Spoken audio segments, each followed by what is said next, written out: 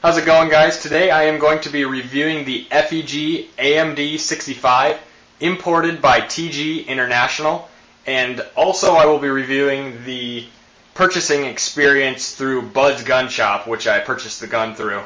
So let's dig into it. Open the box up. Gun looks pretty dang nice overall. First I want to look at the weld on the muzzle brake that a lot of people complain about. As you might be able to see, hopefully, mine is very, very small. Actually, you can see the pin, and the weld is right around the pin. Very, very unnoticeable, actually. The weld doesn't look bad at all. The paint on it, not the best paint, as to be expected. It may be a cheap canned paint. Never know anymore. I do have some unpleasant scrapes, though.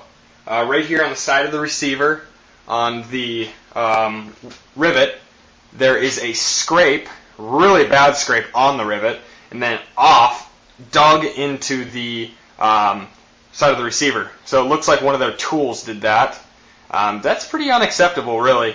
I mean, yeah, these guns are made to be thrown around, but if it's brand new in the package, in the box, I don't really want it to show up already damaged. Let me do that to my own weapon. I don't really damage my weapon, so I have to say that. I take good care of them. As far as the grips, also, this is probably the most unexpected thing. Gouges. I mean, gouges into the plastic. It looks like these were chewed on by a dog. Let's take a look here at the rear hand grip. I mean, it looks like it was chewed on. Not going to be very comfortable in my hands with those big gouges and holes. I'll be replacing those, although, so it won't be that much of a problem to me. On the other side, towards the end of the barrel, another pretty good, not really a scrape, almost looks like the paint is flaking off a little bit. That doesn't look that great. Now I do plan on Duracoating this AMD, give it a good solid run through. I won't have to worry about any flaking as the gun gets used quite a bit, which I plan on doing. Now, for the buttstock, a lot of people complain about them being really, really stiff, and you need to loosen the screw, and you have to work it loose really hard at first. That's not the case with mine. Really nice and easy. Pop it right open, and when you're ready to collapse it, all you have to do is push this little screw right here, which it looks like a screw, but it's a release button. So basically, I can do it with one hand on mine. Some people complain. I don't have any complaints about that. So, there you go. Let's open that back up. Sights are all very, very nice and straight. No canting at all. Look perfect. On the internals, receiver cover. Very, very nice. No scraping inside.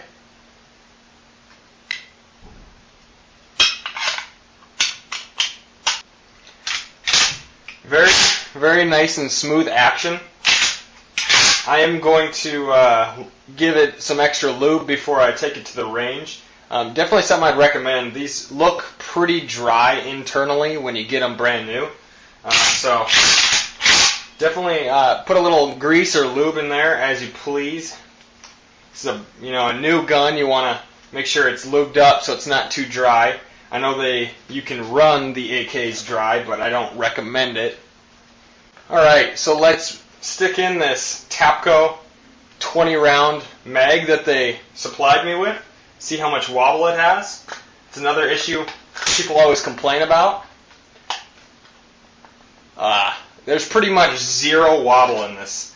Literally, there will be absolutely no complaints here on that. Now, Tapco, the TG International widened the mag well so that it's able to fit the double stack mags Now, when they did that, sometimes the other stock or metal magazines, they have a lot of wobble.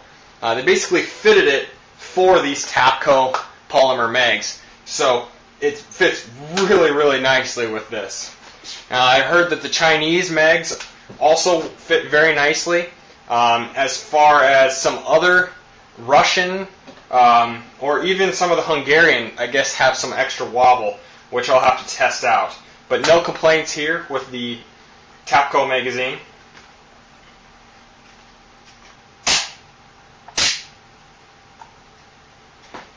This AMD also comes with a Tapco G2 trigger. Actually better than the stock triggers that these guns used to come with. So it's basically an upgrade to the G2 trigger. Very nice and clean, well sprayed on here. I can't complain about that. These are supposed to improve your trigger pull, and also they're not supposed to have as much slap. So we'll see when the range test comes. As you can see right here where the tag is hanging, it does have the front sling mount. So I'll be able to hook a sling right here, but there is not a rear sling mount, so I'll have to put one of those on here. I don't think I'm going to drill in to the receiver. There's some nice ones that you can get that mount underneath of the rear grip.